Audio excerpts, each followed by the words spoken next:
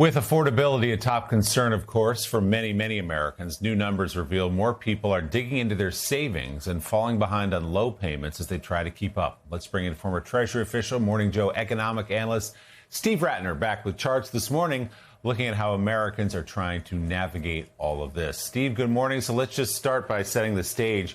As you say, American savings really under pressure right now. Yeah, Willie, look, savings is obviously of critical importance to Americans. It's how you pay for future obligations, education, houses, whatever. And so let's look at what's been happening to the savings rates of Americans as they face this affordability problem, the pressure of inflation on their ability to maintain their living standards and so forth. So this is personal savings rate, how much of people's after-tax income they put away for these other kinds of expenses that may come along. Back in the 1970s, it averaged 12.2% of after-tax income. In the 90s, 7.2%. In the 2000s, 4.2%. And now, after a steady decline, we are at 2.6%. So Americans are at pretty rock bottom of the amount they're willing to save. Another way to measure how stretched consumers' bank accounts and what we call their balance sheet, their savings and their liabilities are, is to look at emergency savings, whether people are better or worse off to meet an emergency need for cash. And so over the past year, 21% have said they have more emergency savings, just 21%. But 29% have said they have less, 22% say they have about the same, and 17% say they have no savings at all. So only 21% of Americans, out of 100% obviously, say they are better positioned to meet an emergency need for cash than they were a year ago. So in these desperate times, Steve, your next chart reveals that people are taking desperate measures, including being willing to pay penalties for hardship withdrawals from their 401k. Yeah, you can take money out of your 401k. You pay penalties, you pay taxes. And obviously you deplete your savings. It's not something you want to do. So Vanguard has some numbers showing what's been happening.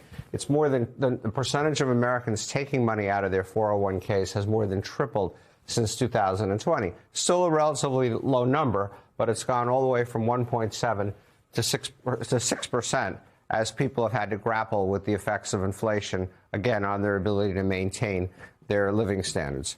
Another thing to look at are mortgage delinquencies. And this is an interesting one because we can separate this one by income. And so using zip codes, people in the lowest income zip codes, you can see that mortgage delinquencies have gone all the way up to almost 30%.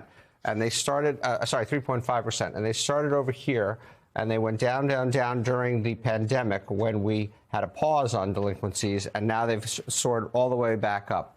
And then as you go to more wealthy zip codes, you can see that the delinquencies drop because people are better off. So this shows very clearly that this kind of pressure that we're looking at on savings exists more heavily in the lower incomes, not surprisingly, than it does for those closer to the top. And Steve, let's move to your third chart where you reveal that it's not just mortgage payments delinquencies, but there are others across all sorts of loans. Yeah, this financial stress that I'm talking about on people's ability to make ends meet extends to other forms of debt. So let's take credit card debt. This is the one that people tend to fall into delinquencies 90 days or more, the easiest. And you can see that back here, around in 2009, this is the financial crisis, it got up to 14%.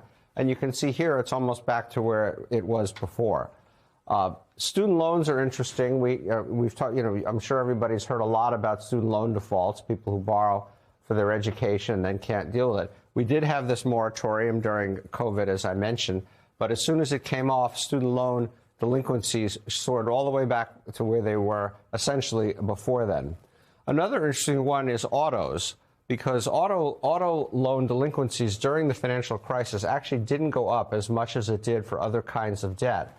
And then it came down, but now it is back to actually slightly above where it was at the time of the financial crisis. So for the first time, people tend not to want to be delinquent on their autos because they needed to get to work and to get around their cities and towns, but auto delinquencies have come back up.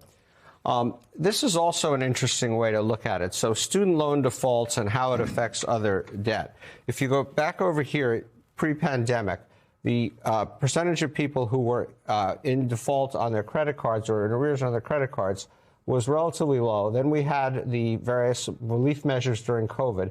But as soon as the student debt obligations came back into play, the default rates on other delinquency rates on other forms of debt shot up. This is credit cards, and this is auto loans, and this is mortgages. So when you have this problem of high student loan payments, it does affect your ability to stay current on your other obligations. And as you can see, you get very, very high delinquency rates on the part of people who are also behind on their student loans. Steve, if you put some of your charts and the information on the charts together, especially the emergency savings chart and this last chart that you're looking at right now, the idea that people, when they're strapped for money in terms of purchasing whatever items we can consider, they use a credit card rather than cash because they don't have the cash. What's going to be the short-term impact of all of that credit card debt that they're piling up? Yeah, it's a huge problem because at some point the chickens come home to roost, and at some point they do have to cut back on their spending, or they can declare personal bankruptcy, although nobody really should want to do that. Few people actually do it.